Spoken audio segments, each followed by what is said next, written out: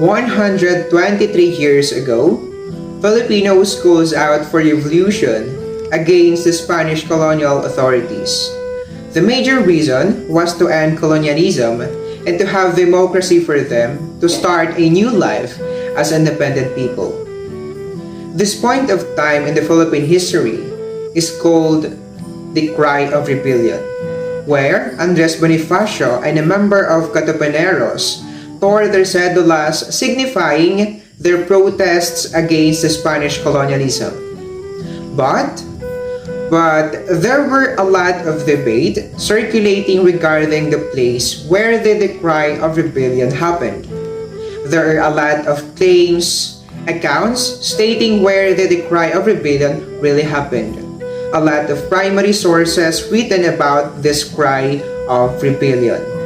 Today, we are going to visit the different accounts. The account of Dr. Pio Valenzuela, Santiago Alvarez, Guillermo Masangkay, Lieutenant Olegario Diaz, and Gregoria de Jesus. Let's cite and compare where the Cry of Rebellion really happened. These 5 legit marites are going to visit and discuss the different accounts. Hoy muna! So, marites number 1, please come in and discuss the first account. Hi everyone!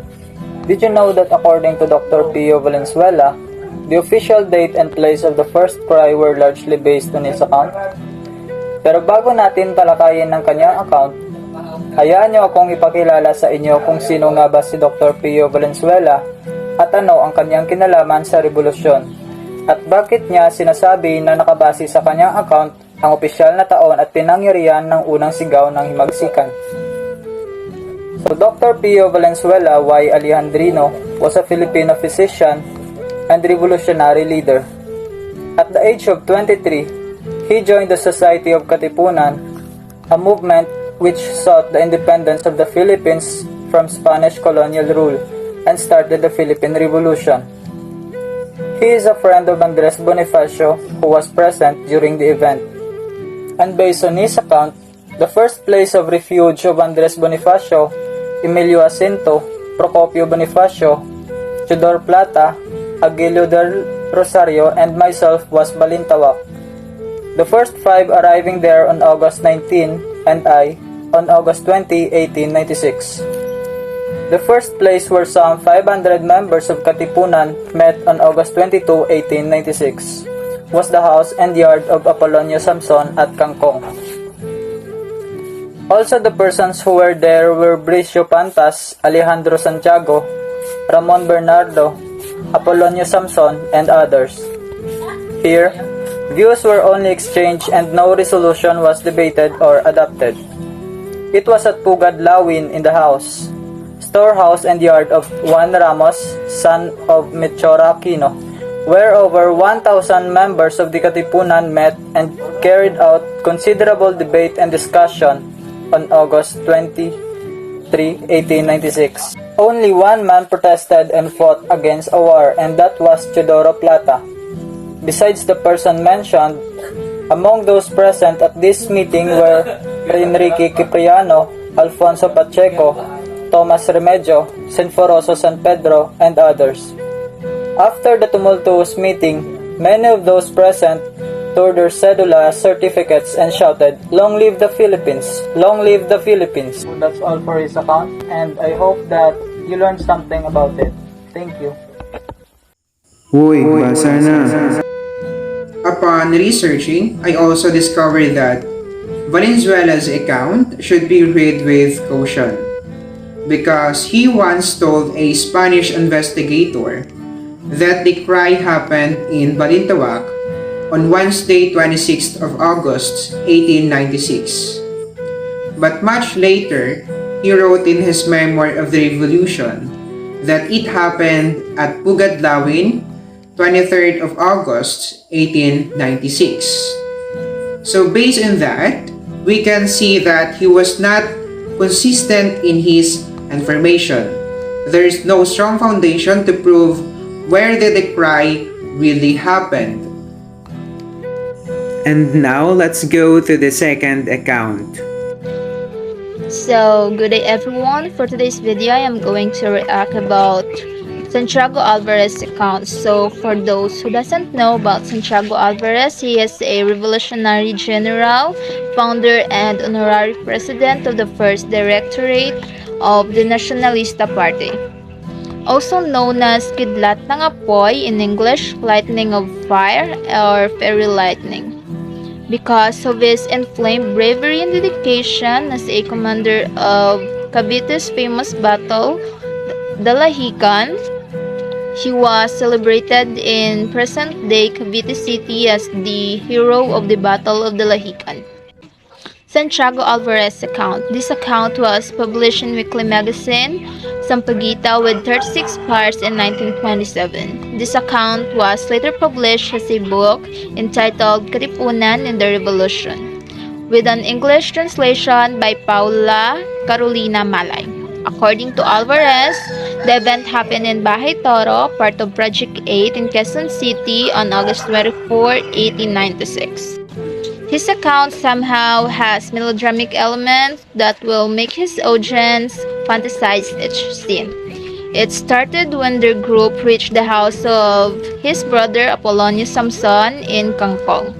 The Supremo began assigning guards at 5 o'clock the following morning, August 22, a Saturday. He placed a detachment at the Balintawak boundary and another at the backyard to the north of the house where we were gathered.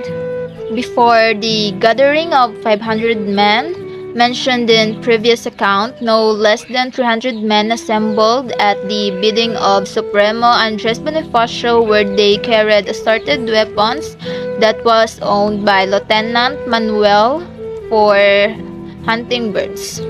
10 a.m. of August 23, 1896, they arrived in Bahay Toro. With more than 500 members, they met at Cabezang Melchora's house. That, like Apollonia Samson, she opened her granary and animals were slaughtered to feed them. 10 a.m. of August 24, 1896, Bonifacio called for a meeting inside Cabezang Melchora's barn and approved the meeting will start at the midnight of August 29, 1896. They divided with that date and time because they think that it will be the disadvantage of the enemy. Their immediate objective is to capture Manila.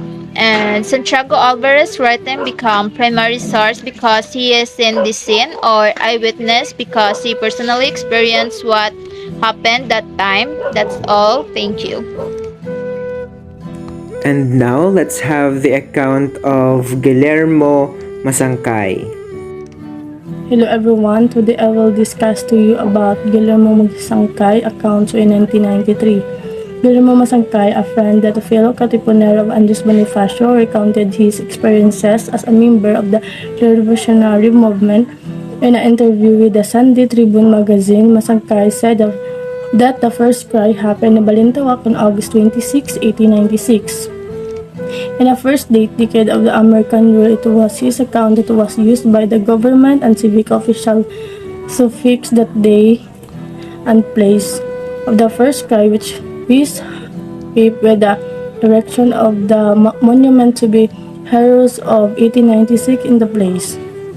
However, in an interview published in the newspaper Bagong Buhay on August 26, 1957, Masangkay changed his narrative stating that the revolutionary began on August 26, 1896, similar to the assertion of Dr. Pio Valenzuela, but Masangkay date was later changed again when his granddaughter Soledad Bochler Borromeo and city sources, including the Masangkay papers, that the original date was August 26. On August 26, a big meeting was held in Balintawak at the house of Apolonio Samson, din kabeza of that borough of Caloocan. Among those who attended, I remember, were Bonifacio Emilio, Jacinto Aguilo de Rosario, Tomas Barrio Bersi, Pantas Teodoro Plata, Pio Valenzuela, Enrique Pacheco, and Francisco Corion. They were the leaders of the Katipunan and composed the board directors of the organization. Delegates from Bulacan, Cabanatuan, Cavite, and Morong were also present. At about 9 o'clock in the morning on August 26, the meeting was opened with Andres Bonifacio presiding and Emilio Jacinto acting as secretary. The purpose was to discuss when the uprising was to take place. Teodoro Plata, Brice Pantas, and Pio Valenzuela were all opposed to starting a revolution. They reasoned that the people would be in the distress if the revolution were standard without adequate preparation. Plata was very forceful in his argument, stating the uprising couldn't not very well be started without arms and food for the soldiers. Valenzuela used his argument about the rich not proceeding with the Katipunan organization. Andres Bonifacio, seeing the world lost in the discussion that left the session hall and talked to the people, however, waiting outside for the results of the meeting of the leaders. He told the people that leaders were outgoing agents starting the revolutionary early and applied to the demand of the various speeches in which he said, "You remembered the fate of our countrymen who were shot in Bagumbayan. Shouldn't we return now to the towns and Spaniards will only shot us? Organization has been discovered and we all mark men. If we don't start uprising, the Spaniards will get us anyway. What do you say about the people shouted as one?" Bonifacio then asked the people to give a pledge that they were to revolt. He told them that the sign of slavery of the Filipinos with a cedula tax charge each citizen if it is true that you are ready to revolt. Bonifacio said, "I want to see you destroy your cedulas. It will be the sign that all of us have declared our severance from the Spaniards." With tears in their eyes, the people as one man pulled out their cedulas and tore them into pieces. It was the beginning of the formal declaration of the separation from Spanish rule.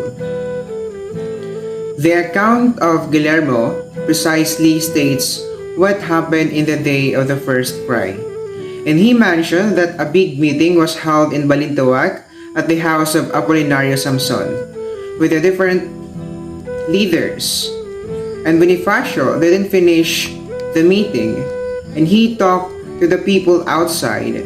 And after the speech, it ended up in tearing the cedulas. And now, let's visit the account of Lieutenant Olegario Diaz. Hello, Masses. Today, I have given a duty to deliberate with you about the account of Lieutenant Olegario Diaz. But first, I will propose to you who Lieutenant Olegario Diaz is. So Diaz was the Guardia Civil Veterana officer. His account was prepared based on the official reports of the actions of the Guardia Civil and on the information given by persons captured by the Spaniards after the discovery of the Katipunan or surrendered, taking advantage of the amnesty offer extended by Governor Blanco to the Filipino rebels. On his report dated October 28, 1896, he stated that on August 25, 1896, the cry was held in Balintawak. The account. On the 23rd, Bonifacio moved to the barrio of Balintawak, followed by 200 men from Caloocan. On the 24th, Guardia Civil attacked them in the outskirts of the said town. The Supreme Council called for an important meeting to be held in the neighborhood as mentioned above the following day. More than 500 members attended it. The meeting started with a discussion about what course to take. To put it to a vote, an overwhelming majority approved Bonifacio's proposal. Orders for the Katipuneros to strike at dawn on Sunday August 30 were sent to Manila, Cavite, Nueva Ecija, and other provinces. And now, let's go to the account of Gregoria de Jesus. Good day, everyone. Now let's go to the account of Gregoria de Jesus.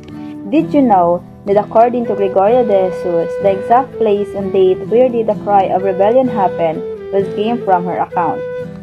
Where did the cry of rebellion happen? So, here I am now to state if where did the cry of rebellion happen according to Gregoria de Jesus' account. And as what we heard from the other account, they stated where and when it happened. But now, let's try to look at the account of Gregoria de Jesus' own version, the first cry. But first, did you know who is Gregoria de Jesus? So, Gregoria de Jesus is commonly known as Oryang, Aling Oryang. She is the wife of Andres Bonifacio, who is known as the father of Philippine Revolution, while she is the Kambini of the Katipunan. She is also the participant of this event.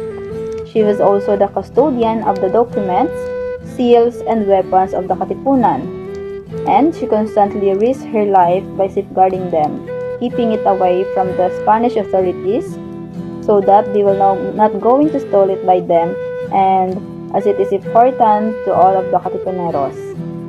Now, let's go to the account of Gregoria de Jesus.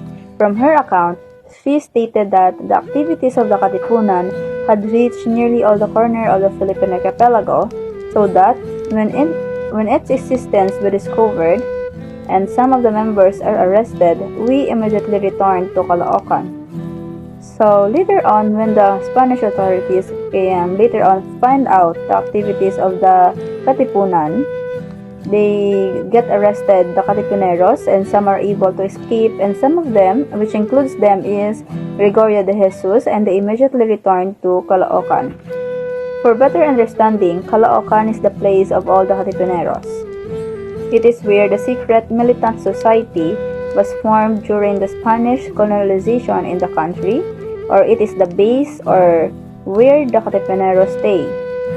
However, as we were closely watched by the agents of the Spanish authorities, Andres Bonifacio and other Katipuneros left the town some days. It was then that the uprising began, with the first cry for freedom on August 25, 1896. August 23, 1896, Bonifacio and a member of the Katipuneros tore their cédulas, signifying their protest against the Spanish colonialism. It was followed by a series of first fighting of the Filipino using bolos and spears versus Spanish muskets. Meanwhile, I was with my parents. Through my friends, I learned that the Spanish were coming to arrest me. Immediately, I fled down at 11 o'clock at night, secretly going through the rice fields to Loloma with intention of returning to Manila. I was treated like an apparition, for sad to say, in every houses I tried to get a little rest, I was driven away as if the people therein were frightened for their own lives. Later, I found out that the occupants of the house which I had visited were Saizes and severely Spanish and some even exiled. One of them is my uncle of mine, whom I had visited on that night to kiss his hand, and he died in exile. So when the uprising began, Gregoria de Jesus stays with her parents, and with the help of her friends by relaying the news, she learned that the Spanish authorities are coming to arrest her. And with that, she immediately left her parents' house at 11 o'clock in the evening, keeping it low and safe through the rice fields to Loloma, returning to Manila. Her life is at risk, as she is keeping the documents, seals, and weapons. That is why she has been running after by the authorities. On her way, she is seeking for help, or at least have a stay, or to take some rest, but apparently, and sad to say, no one wanted to help her, and she was treated like an apparition, knowing that her life is at risk. Also, she also thinks that their life also is at risk, and later on, she found out that the occupants of the houses she seeks for help was Saizes and severely Spanish and some even exiled. and his uncle wasn't an exception.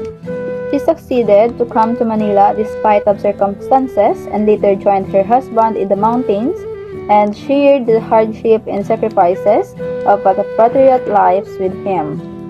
The Spanish authorities is greatly feared that no one even wanted to help Gregorio de Jesus. After getting punished by them, they exiled the people which caused death, and one of them is his uncle.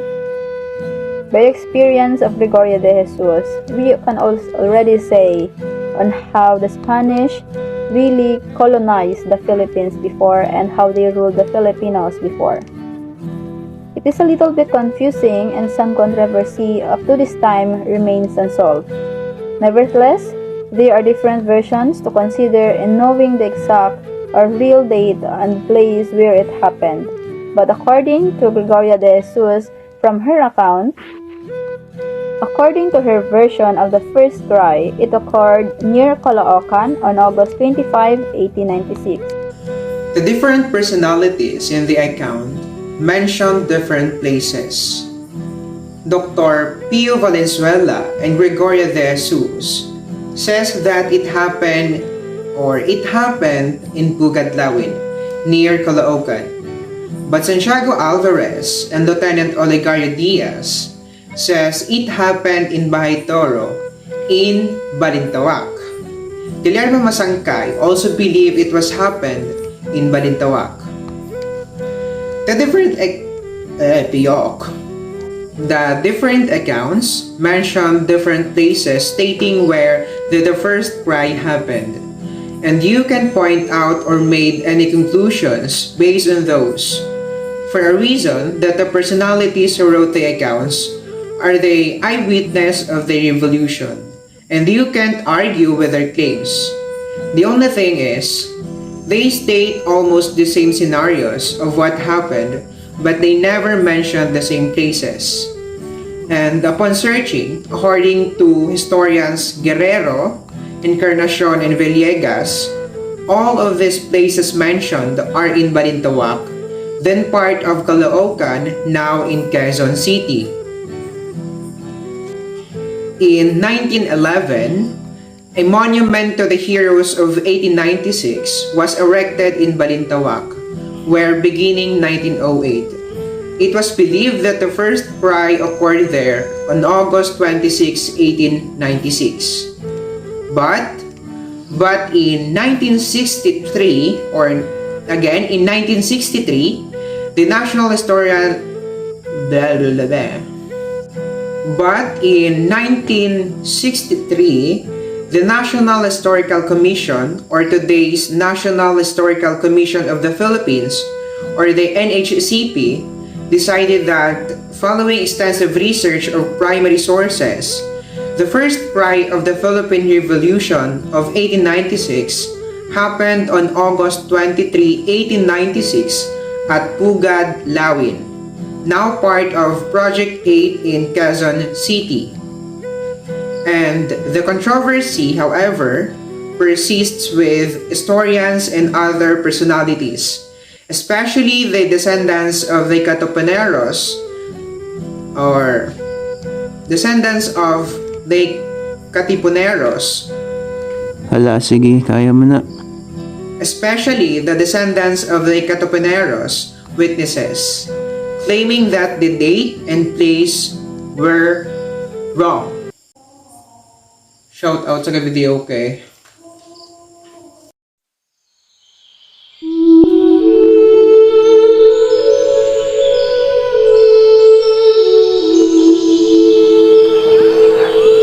Mga kapatid, mga magigiting na anak ng bayan,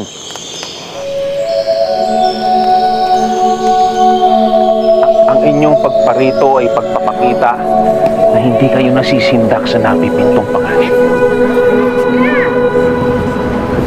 Andres Bonifacio, Mason, taga Maynila, anak ng Tondo. Este es el ejemplo que vengo a pasar. Mula na magkaroon ng pag-aalsa sa Cavite, naging lubhang mapaghinala na ang mga Kastila. Kagingay Dagilang ipapataw ang kaparusahang kamatayan sa garote.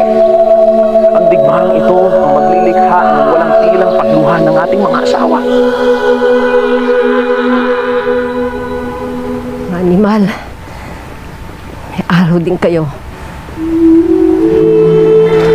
Lubos na mapanganib para sa dinadala mo ang maghihintahan.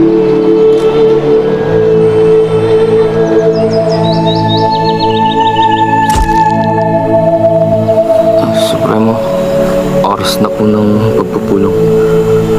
Hindi sumusuko ang ating mga kapanalip.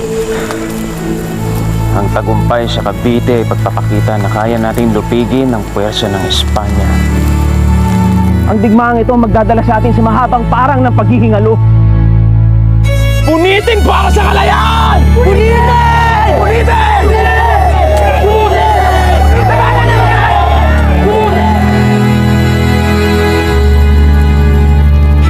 Lagi ninyong pakatandaan na ang kadahilanan ng ating pagbuwis ng buhay ay upang makamit ang matagal na nating minimithing kalayaan mula sa paggustay at pagkaalipin. Don Andres, kung ano man, kung sino man, handa akong mamuna o sumunod hanggang sa dulo ng buhay.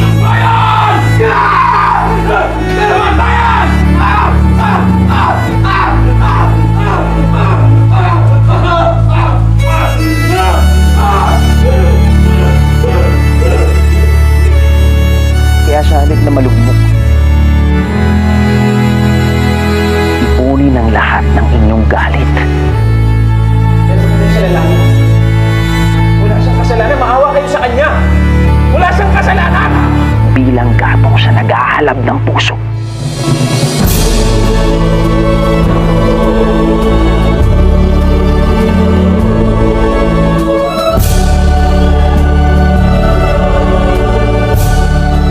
Anumang sigwa ay may paghupa.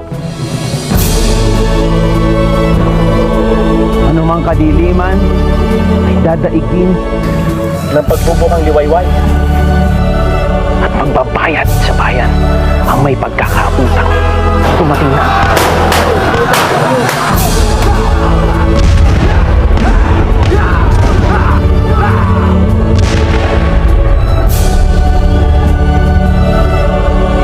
Dumating na ang araw ng mga tunay na anak ng bayan!